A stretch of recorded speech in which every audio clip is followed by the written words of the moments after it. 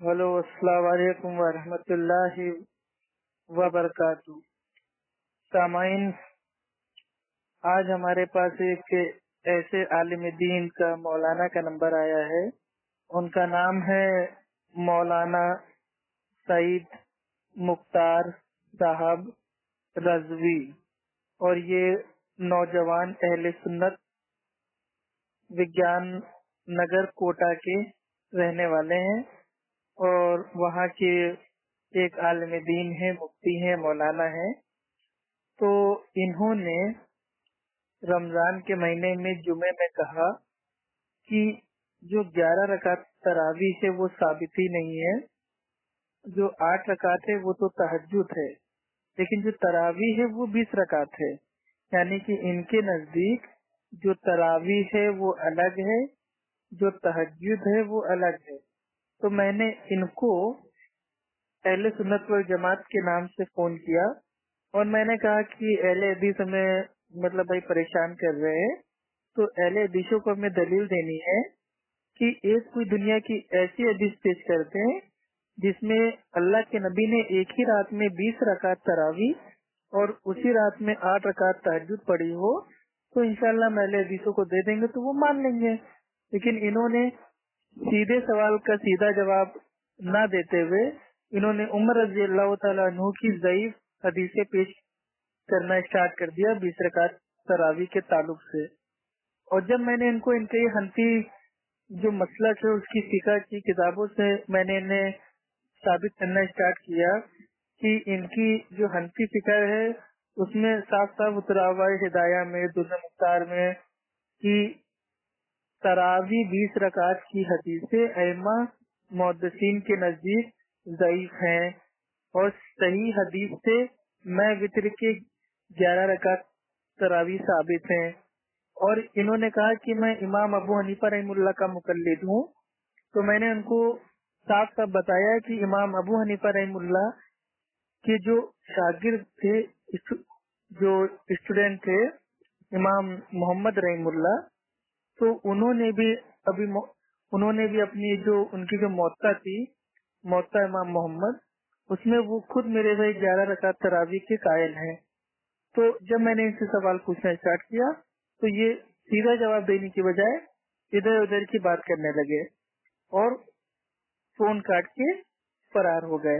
तो अब जो वो ऑडियो है उसको आप सामाइन समाप्त फरमाएं और उसको खूब शेयर करें, और देख लें कि आजकल के अपने आप को आलिम दीन कहने वाले, यानी कि दीन की बात करने वाले, दीन के ठेकेदार, वो कैसे लोगों को कुरान हदीस से हट के अपने बातिल मसलक का दिफा करते हैं।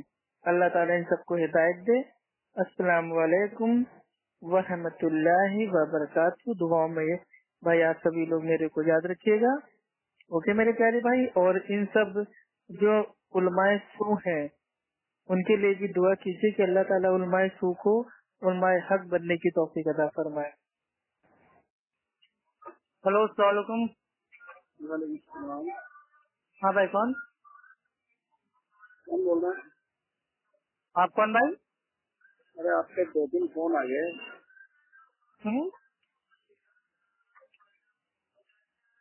हेलो अभी फोन किया सर आपने। हेलो, मैं आपके 2-3 फोन आ गए, क्या क्या कर रहे हैं? भाई पहचाना नहीं, थोड़ा नाम बता दीजिए। शहीद मुख्तार बोल रहे हैं। हाँ सईद मुख्तार साहब, अस्सलाम वालेकुम भाई, सब खैरियत? जी जी जी। अरे थोड़ा मतलब थोड़ी आपसे थोड़ी एक मसले पर आए आपकी मदद चाहिए थी हमें। हम भी माशाल्लाह आप ही की जमात के भाई हैं, अहले सुन्नत के। तो जी फ्री हैं? 2 मिनट का आपके पास है वक्त? हाँ बोलिए। जी, अभी मेरी एक मतलब कोई अहले हदीस से उनसे बात हो रही थी, तो वो मतलब तो मैंने उनसे कहा कि नहीं भाई, जो ये तरावी है, तहज्जुद है, ये दोनों अलग अलग नमाजें हैं। तो वो कह रहा अच्छा अगर अलग अलग है तो तुम एक ही रात में अल्लाह के नबी से 20 रकात तरावी साबित करो और उसी रात में 8 रकात तहज्जुद की मतलब कोई एक ही हदीस हमको बताओ। तो क्या कोई ऐसी हदीस है दुनिया में? ऐसा है जी कि हुजूर सल्लल्लाहु अलैहि वसल्लम के कौल और फेल और आपके अमल को जी समझने के लिए हमें सहाबा की रहनुमाई लेनी पड़ेगी। जी जी सही कह रहे हैं आप। कोई भी किताब खोल करके और ये सोचे कि मैं डायरेक्ट कुरान समझ लूंगा, हदीस समझ लूंगा। जब हजरत फारूक आजम रज़ियल्लाहु ताला अन्हु ने तरावी की जमात कायम करवाई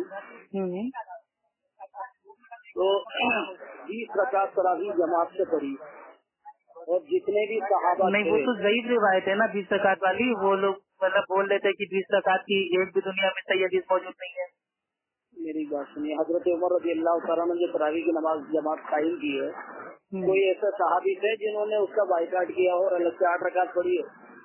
नहीं, 8 रकात का ही तो उन्होंने ऑर्डर दिया था ना। मुअत्ता इमाम मालिक की भाई ये हदीस है कि उमर रज़ियल्लाहु ताला अन्हु ने उबय बिन काब को और तमीम अत्तारी को 8 रकात तरावी का लोगों को पढ़ाने के लिए हुक्म दिया।